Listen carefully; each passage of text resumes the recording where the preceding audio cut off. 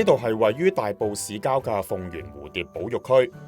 鳳園距離大埔市中心約2公里，係政府嘅新自然保育政策下12個需優先加強保育地點之一。我哋2005年咧就開始嚟做呢個保育嘅工作啦。咁之前咧有啲嘅品種嘅數目咧係講緊70幾、80幾，到我哋入嚟做嘢嘅時候咧，物種嘅數目係不斷咁增加嘅。咁而家嚟到已經係佔咗香港品種嘅90%，即係220幾種嘅蝴蝶咧都可以喺鳳園曾經見過嘅。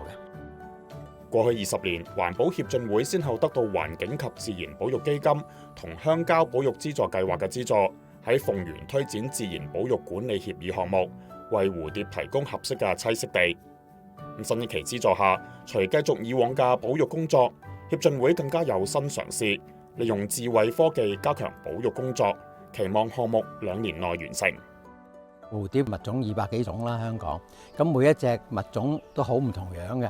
AI 能夠點樣去辨認呢？我哋都要去訓練 AI 去辨認不同嘅蝴蝶物種。有啲嘅物種咧喺旱季同埋濕季嘅樣有少少唔同，咁所以呢一個咧就好似教小朋友咁，要慢慢教佢辨認。咁究竟呢個系統點樣運作呢？就等我哋了解一下。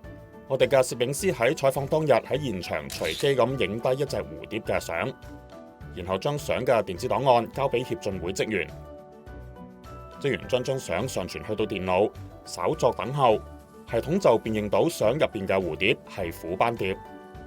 我哋再請職員對照參考書，結果準確無誤。咁呢個都係啱一個嘅起步啦。咁我哋用10種嘅蝴蝶嚟到做一個起點，就試一試係咪可以做得到啦。咁發覺個成績係唔錯嘅，個辨認率都幾高嘅。我哋而家嘅目標咧就係辨認245種蝴蝶嘅。當佢識得去辨認嘅時候咧，我哋咧就可以令到公眾可以參與啦。如果佢哋喺郊外見到隻蝴蝶，影咗幅相好靚嘅，究竟係咩蝴蝶咧？又想認識多啲嘅話咧，咁呢一個 AI 嘅系統咧，我哋都會容許公眾擺上嚟，咁佢就即刻會知道係咩嘅蝴蝶啦。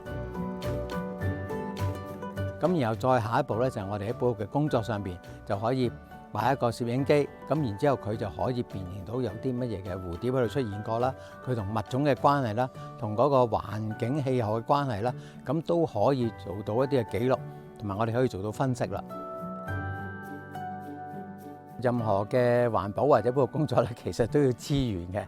有咗政府嘅資助咧，不但能夠保存到，亦都係增加到呢一度嘅蝴蝶嘅物種啦。咁亦都係將呢一個教育工作咧係發揚得更加遠。無論喺資源上邊啦，或者喺我哋有問題嘅時候咧，佢哋都同我哋咧就一齊嚟到去解決啲問題，將呢個工作咧做得更加好，同埋推廣得更加遠。邱榮光口中嘅佢哋就係鄉郊保育辦公室。2018年成立嘅鄉郊辦負責統籌同推動偏遠鄉郊嘅可持續發展，並推展鄉郊保育資助計劃。鄉郊保育資助計劃咧係自2019年10月咧推出嘅，咁截至2024年底咧已經批出咗50個項目，獲批嘅資助額咧係2億7千萬元嘅。咁獲批嘅項目咧主題非常廣泛嘅，涵蓋唔同嘅自然保育同埋鄉郊活化嘅範圍。